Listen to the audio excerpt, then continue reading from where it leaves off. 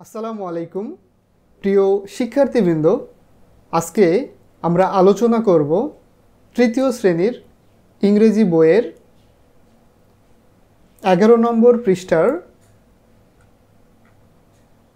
Unit 1 এর lesson 6, যেটার title হচ্ছে নাম্বারস ফ্রম 1 to 30, অর্থাৎ সংখ্যা 1 থেকে 30 পর্যন্ত।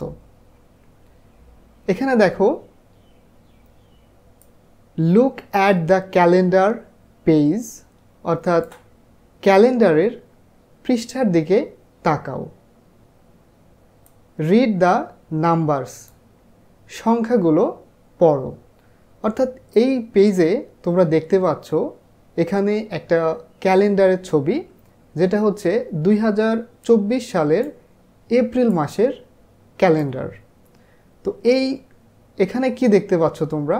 দেখো, পুরো একটা ক্যালেন্ডার যেটার শুরু হয়েছে সানডে অর্থাৎ রবিবার, মানডে সোমবার, টিউসডে মঙ্গলবার, ওয়েডনেসডে বুধবার, থার্সডে বৃহস্পতিবার, ফ্রাইডে শুক্রবার, স্যাটারডে শনিবার।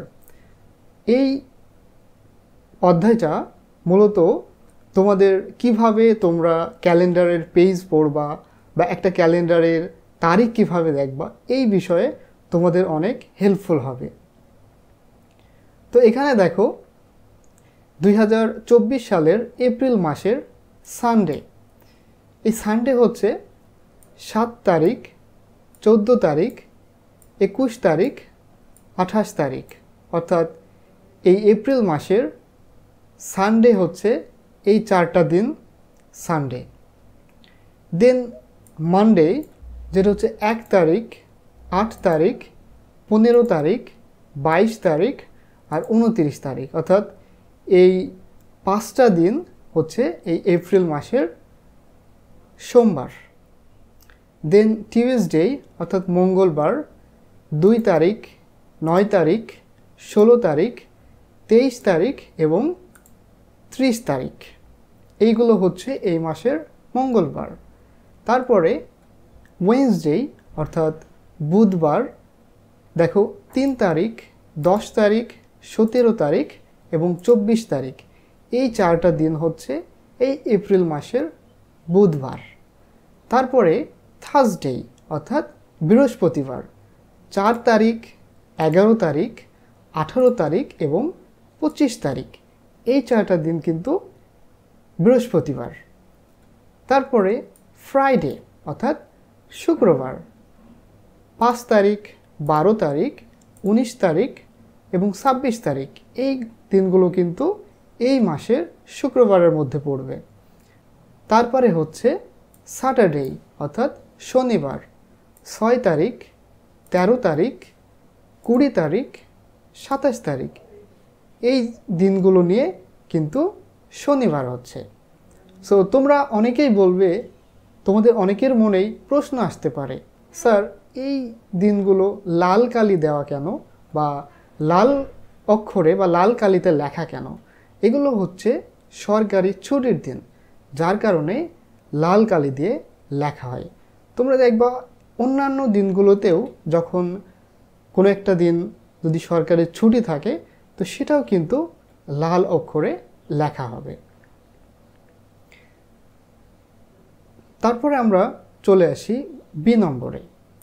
এখানে বলছে যে রিড পড়ো অ্যান্ড এবং রাইট লেখো দ্য নাম্বারস, অর্থাৎ সংখ্যাগুলো ইন ওয়ার্ডস, কথায়। অর্থাৎ এই যে এখানকার সংখ্যাগুলো প্রথমত পড়ো এবং তারপরে কথায় লেখাও। অর্থাৎ তোমাদের বইয়ে এই যে এই নাম্বারগুলো দেখছো, শুধু এই নাম্বারগুলো দেওয়া থাকবে, এই বক্সটা কিন্তু পুরো খালি থাকবে।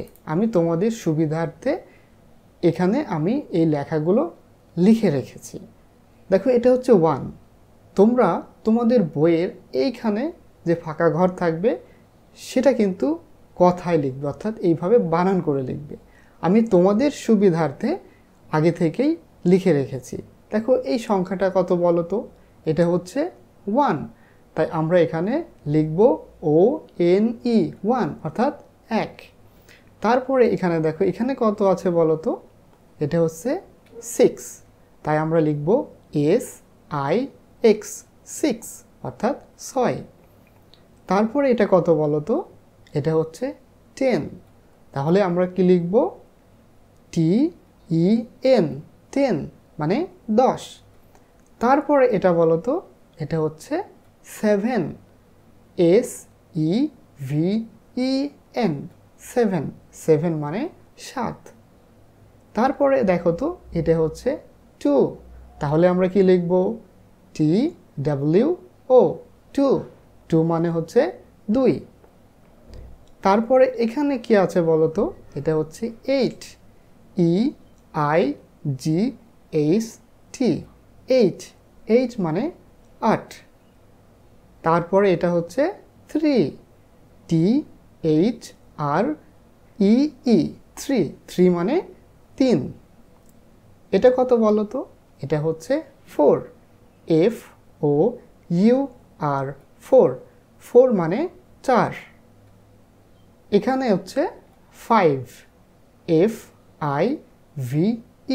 5, 5 মানে 5। তারপরে সর্বশেষে যেটা দেখতে পাচ্ছি এটা হচ্ছে 9, NINE 9, 9 মানে 9।